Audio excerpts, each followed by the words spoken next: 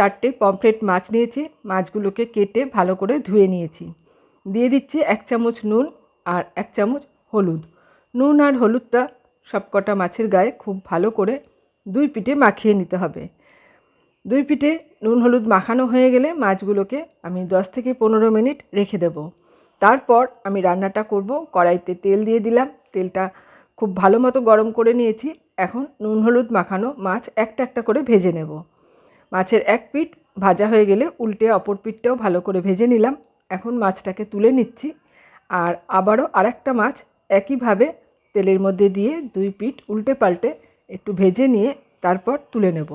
বাকি মাছগুলোকেও আমি একইভাবে ভেজে তুলে নিয়েছি। এবার এই তেলের মধ্যে আরেকটু তেল দিয়ে দিলাম। তেলটা গরম হলে 1/4 চা চামচ কালো জিরে ফোড়ন দিয়ে ভেজে নিলাম। এবার এর মধ্যে দিয়ে দিলাম কালো আর সাদা সর্ষে, কাঁচা লঙ্কা নুন দিয়ে বাটা, দিলাম হলুদের গুঁড়ো 1/2 চামচ আর দিলাম কাশ্মীরি লঙ্কার গুঁড়ো 1/2 চামচ।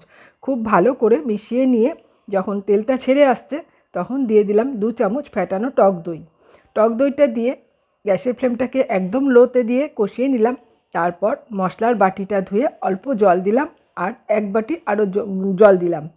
ভালো করে নাড়াচাড়া করে নিয়ে ঢাকা দিয়ে ঝোলটাকে ফুটতে দেব। ঝোলটা যখন 2-3 মিনিট ভালো মতো ফুটে উঠেছে তখন ভেজে রাখা পমফ্রেট মাছগুলো ঝোলের মধ্যে দিয়ে দিলাম।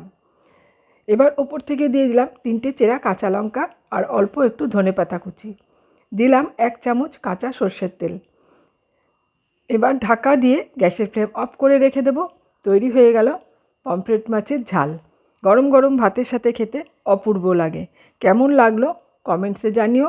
ভালো লাগলে লাইক আর শেয়ার করে দিও। চ্যানেলটা সাবস্ক্রাইব করা না থাকলে সাবস্ক্রাইব করে দিও।